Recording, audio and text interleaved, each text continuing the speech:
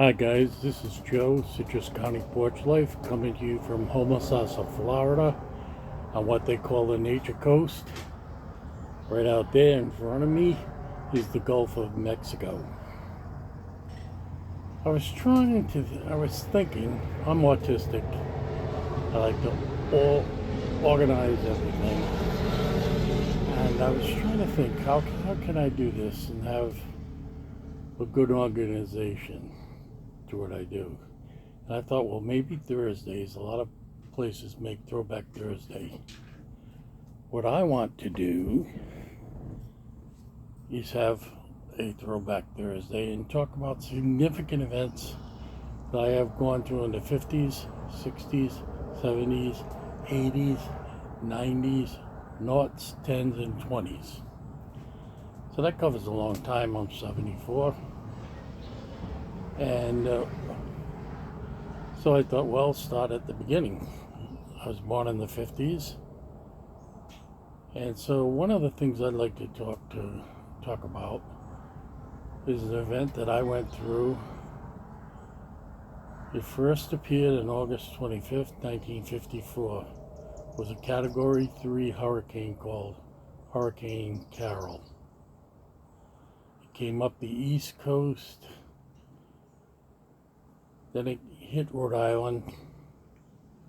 The winds were on the east side, and if you know anything about the geography of Rhode Island, it's kind of like a rectangle, and right in the middle of the state is Narragansett Bay.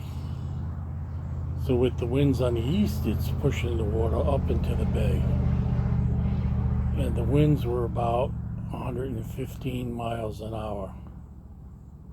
At that time, in my family, my brother John had died. There was myself, Joe, my sister Virginia, my brother Michael, and my mother was pregnant with my brother Jimmy. And we lived on a street called DeSoto Street, which was a tenement building. The whole area was tenement building. People lived near where they worked. My father worked for a U.S. rubber, which later became Uniroyal. And this house was right there, so he could walk to work. If he got called in, he didn't have far to go. So he was working the day that the hurricane came. And we lived, as I said, on the street called DeSoto Street, which had a bend in it. And it was almost at the terminus of a river they call the Woonasquatucket River, which has its origins in the hills of western Rhode Island. And it comes down and then empties into Narragansett Bay. So we got almost everything that came down that river came by our house, and our apartment was right on the bend of the river. And it rained, and it rained. And while it's raining, water is coming up the river, preventing the rainwater going to the bay, because with the force of 115 miles an hour, it's being pushed up the bay. And little by little, our house was getting inundated with water. You can see the river rising. Then eventually it came in the yard. Well, the water covered the first floor, and at that point, firefighters came down the river and were rescuing people, particularly our house, because we were just surrounded by water. And they took us out, and I thought it was a great adventure. My poor mother. My brother would be born in 1955, so she was just pregnant, and she was screaming. She couldn't get in touch with my father. He couldn't get back. The the rubber company was right on the river, and that flooded, and he was stuck there. He couldn't get home. And I can remember the firefighters coming up to the window and getting us all in the boat. And I thought it was the greatest adventure in the world. That was the first time I was on a real boat. And they took us up to what is called Roger Williams Hospital, the nearest hospital. And yeah, it must have been hundreds, maybe even thousands of people just waiting there. It was on a rise in the land. And we all had to line up for shots. All of that water that came down was wastewater. All the water that came up the bay was untreated waste. So they were worried that we could get hepatitis A and almost any other kind of disease. And what my joy at this wonderful boat trip turned into horror when I found out the reasons for the, standing in line. When we got there, I could see them coming out with these gigantic needles, and I started screaming. At that time, I was just about 4.5, and my youngest brother, Michael, he didn't know what was going on, so he was just there with my mom. She was holding him, and I held my sister, Virginia, and we got those shots. And oh my goodness, it was awful. Especially when you can see it far off and you know it's like waiting to be executed. And we had to be separated. We had no home to go to. The house was washed away. We had to be separated, so I went to stay with my Aunt Margaret, who was my mother's oldest sister. My Aunt Ellen took my sister Virginia, and my brother Michael went with one of my father's sisters until my parents could figure out what we were going to do. We had no furniture, and it was nothing different than what people suffer today with tornadoes and the hurricanes. But we usually didn't get them that bad in Rhode Island. This was a Category 3 hurricane. So I loved it at my aunt's house. She was newly married then, and my Uncle Paul was a plumber. He eventually worked at nuclear power plants and became involved in that kind of plumbing. Well, my parents there was a new project that had just gone up in Providence. My parents put in for that. They gave preference to vets, and my father was a vet. He was in World War II. He fought in the Pacific with the 43rd Combat Infantry Division, and we eventually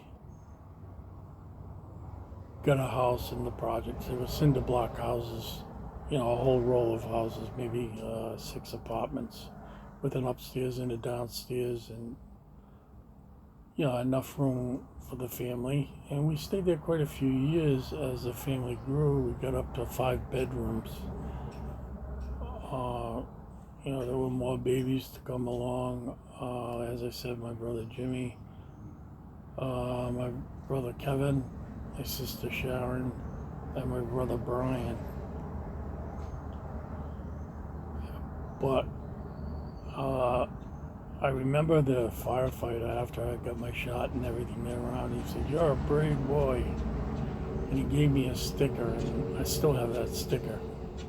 I've kept it all these many years, 70 years. And so that was my first brush with a natural disaster. We got several more hurricanes in Rhode Island. Not often, like maybe every 4 or 5 years. And eventually what they did, because Providence flooded so much with that storm surge going up Narragansett Bay, that they built a hurricane barrier, which would save Providence from getting flooded. But the downside of that was all the cities south, that water had nowhere to go except to flood, those towns like Cranston and Warwick and East Providence and Barrington. And I remember when I was old enough riding down to see the hurricane barrier when they were building it. Me and my friends would get on our bikes and went down.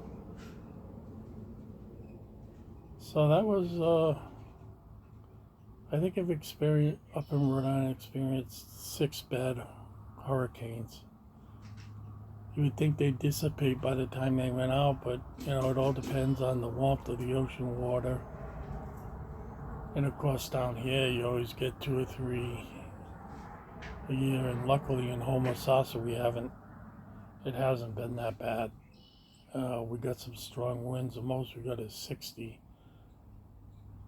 There's about 50,000 acres on the right over there where I'm pointing,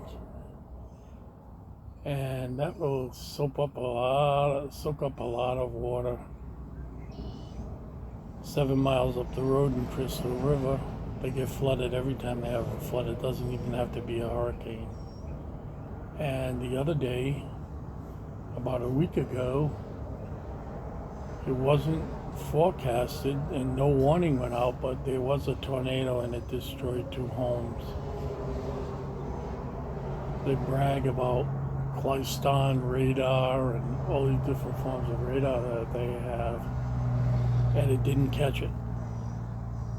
And they said it was a very weak one, but it's not weak to the people that got their homes destroyed and have no place to go. I remember, well, when you're a kid you accept it better. When I went with my aunt, hey, that was great. She loved having me. She had just got married and she was going to have kids, so I was like her little example of what to expect, I guess. So for this Thursday, which is kind of Throwback Thursday, that's my story of Hurricane Carol, which went from August 25th till it finally petered out September 1st of 1954. It went up our bay, went up Vermont, New Hampshire, and it went into Canada and caused a great amount of damage in Canada too. So even Canada can get hurricanes. Montreal, Quebec. So have a great day. I'll give you a little view of what it looks like here. And this is Route 19, which goes from way down south in Florida up to Hattiesburg, Mississippi. Right now it's some spots it's a 2-lane highway, 4-lane, and they're widening it up by Crystal River into 3 lanes. But this is it, folks. Hope you have a good day.